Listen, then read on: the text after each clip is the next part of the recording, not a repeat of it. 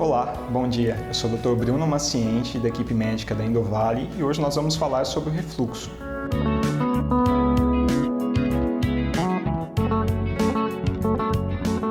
O esôfago é um órgão tubular que liga a boca ao estômago, por onde o alimento passa.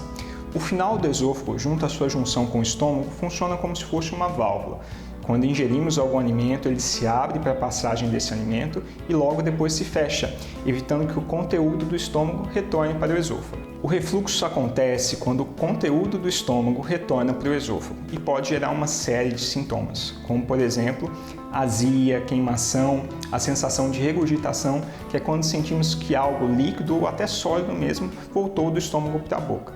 Além disso, podemos ser o que a gente chama de sintomas atípicos, como tosse, rouquidão e até mesmo simulando asma.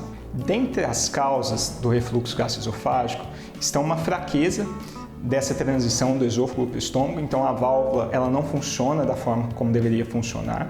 O excesso de alguns alimentos, como por exemplo café, gordura, bebida alcoólica, também diminui a contração dessa válvula e podem causar o refluxo.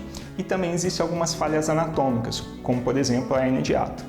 Hérnia de hiato é quando parte do estômago sobe para o tórax, então essa válvula fica permanentemente aberta, o que possibilita que o refluxo do conteúdo do estômago vá para o esôfago. O diagnóstico da doença do refluxo pode ser clínico. Em pacientes com sintomas típicos e pacientes jovens, podemos até fazer o que chamamos de tratamento de prova. Mas para pacientes que têm algum sinal de alerta ou para pacientes idosos, alguns exames são necessários. Dentre eles, o principal exame é a endoscopia digestiva, na qual é realizado sob sedação, ou seja, o paciente dorme, não sente dor, não sente desconforto nenhum. Introduzimos um aparelho com uma pequena câmera na ponta e vamos verificar as consequências que o refluxo causa no esôfago do paciente, como por exemplo, algumas inflamações, que chamamos de esofagite, úlceras, estenoses e também o que chamamos de epitélio de Barrett. O epitélio de Barrett é uma alteração do tipo de célula que acontece no final do esôfago e aumenta um pouco a chance do paciente de ter câncer de esôfago. Não quer dizer que ele vai ter câncer, mas é importante que ele seja acompanhado da forma adequada.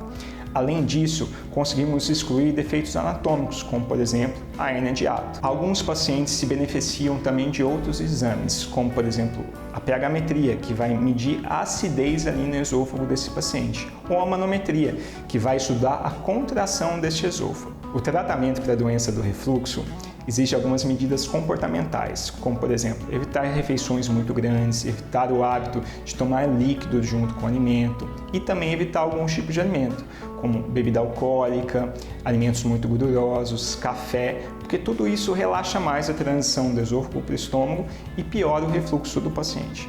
Além disso, a perda de peso para os pacientes que são obesos é essencial, porque isso diminui a pressão dentro do abdômen do paciente e com isso diminuímos o refluxo. Alguns pacientes, além dessas medidas comportamentais, podem se beneficiar do uso de alguns medicamentos. Os mais conhecidos são os prazóis, por exemplo, o omeprazol, que vai reduzir a acidez do estômago e diminuir o efeito desse refluxo no esôfago do paciente. Outros medicamentos também podem aumentar a contração do esôfago, eliminando o alimento ali no esôfago, contraindo e expulsando o alimento para o estômago. Isso diminui muito também os sintomas do paciente. Outros pacientes podem se beneficiar da cirurgia, por exemplo, pacientes jovens que não conseguem ficar sem os medicamentos, ou às vezes o paciente que já tem uma hérnia de hiato, já tem um defeito anatômico, esses pacientes podem ser também candidatos à cirurgia. Se você tem algum desses sintomas, se esses sintomas são recorrentes, é importante que você procure um médico para poder fazer a investigação e também o tratamento adequado. Se você ficou com alguma dúvida sobre refluxo, não deixe de enviar a sua pergunta às nossas redes sociais, será um prazer respondê-las.